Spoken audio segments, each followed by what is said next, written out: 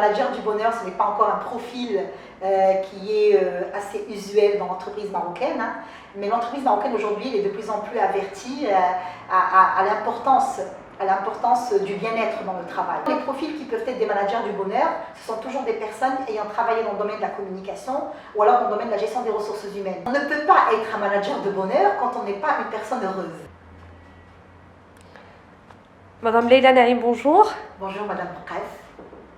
Je vous remercie d'avoir accepté notre invitation. C'est à moi de vous remercier pour votre invitation aussi. Donc aujourd'hui, vous allez nous parler du management du bonheur. Oui, manager du bonheur. Première question. Le manager du bonheur, de quoi parle-t-on exactement?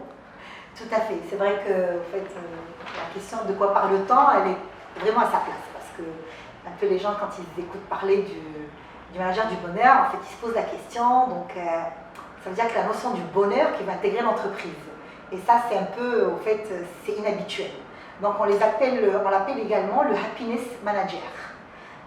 L'entreprise aujourd'hui, elle réfléchit davantage à intégrer les valeurs humanisantes dans le mode de gestion. Alors un manager du bonheur, c'est au fait qu'un manager dans la responsabilité et d'essayer éventuellement en fait, de créer au fait, un mode de gestion, une façon de travailler, mais également des événements dont l'objectif et bien évidemment de rendre les collaborateurs ou les salariés davantage plus heureux. C'est ça. Donc c'est au fait des personnes qui sont censées être à l'écoute des salariés, mais également être très créatives, très innovantes et penser à chaque fois à créer des événements, à être sur de nouvelles façons de faire, de nouvelles méthodes de travail. Et dans l'objectif est justement de faire travailler les équipes, mais dans les valeurs du bonheur, mais aussi dans les belles ambiances et les bonnes ambiances. C'est ça de façon très résumée. Et justement, quels sont les critères de réussite d'un manager de bonheur? Tout à fait. Donc on ne peut pas être un manager de bonheur quand on n'est pas une personne heureuse. Donc ça, c'est le premier critère. C'est-à-dire que le manager du bonheur, c'est une personne qui doit être elle-même convaincue de la valeur et de l'importance du bonheur comme un système de production en fait. Donc il doit être une personne bienveillante, une personne très à l'écoute, une personne très heureuse, qui a du sens de l'humour, qui a une capacité de l'écoute très bienveillante et en même temps très innovante et très créative, et donc capable de créer de belles ambiances autour d'elle, capable de penser toujours à des idées inédites, voilà, mais tout en étant une personne qui est en contact direct avec la recherche dans le domaine du bonheur et dans le domaine un peu de l'humanisme managérial, voilà, qui fait partie des think tanks et puis qui connaît un peu toutes les nouveautés concernant bien évidemment en fait, les modes de gestion dont l'objectif est d'instaurer des ambiances assez décontractantes du travail, qui aussi il est un peu au courant des nouvelles on va dire recherches concernant le travail, comme par exemple l'impact de la sieste sur la productivité, l'impact de la musique sur la motivation bien évidemment, bref, une personne qui soit un peu en contact direct avec ce type de notions, ce type de recherche scientifique très innovante et très actuelle aujourd'hui. Pensez-vous que les entreprises marocaines sont conscientes du rôle que peut jouer le manager du bonheur? Ben, je l'espère. Je l'espère. C'est vrai que le manager du bonheur, ce n'est pas encore un profil qui est assez usuel dans l'entreprise marocaine, hein, mais l'entreprise marocaine aujourd'hui est de plus en plus avertie à l'importance du bien-être dans le travail. Voilà. Et donc, on pense davantage bien-être, mais on n'est pas encore dans le bonheur. Voilà. Mais c'est vrai qu'aujourd'hui, il y a certaines entreprises qui mettent carrément une fiche de poste très claire et très opérationnel d'un manager du bonheur, hein, c'est-à-dire avec les tâches, les attributions, les différents périmètres d'action et les champs d'action. L'entreprise marocaine, elle n'est pas encore à ce niveau-là, mais comme je dis, elle est davantage consciente de l'intérêt du bien-être dans le travail.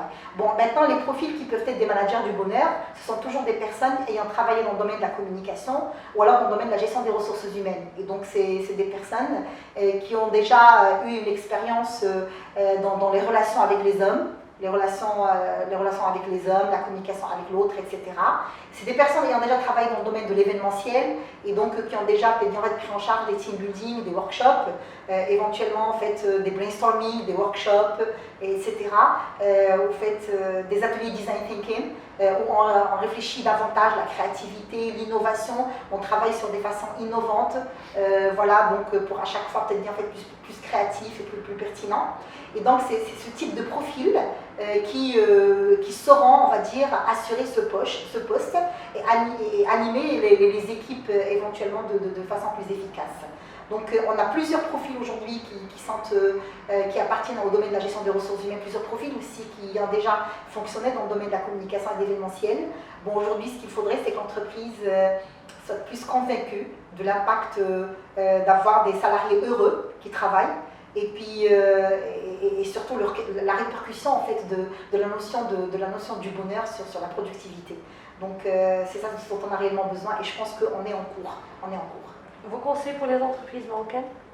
Voilà, je leur conseille vivement d'intégrer finalement en fait le management du bonheur. Et donc, surtout je conseille aux managers, plutôt au top management d'être davantage convaincu de cette notion-là. C'est très important d'avoir des salariés heureux. Ça nous permet bien sûr de gagner en termes de plusieurs actions en fait, dans l'objectif est de booster la motivation, booster l'implication, stimuler au fait, la productivité, essayer bien sûr d'arrêter le turnover, essayer aussi d'éradiquer l'absentéisme au travail.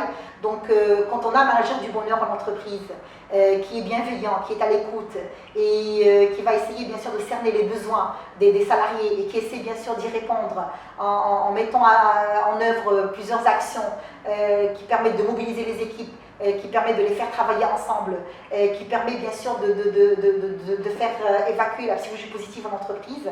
Donc on va bien sûr essayer de gérer toutes les problématiques relatives à la motivation, celles relatives ou alors inhérentes au turnover, celles qui est relative à l'absentéisme.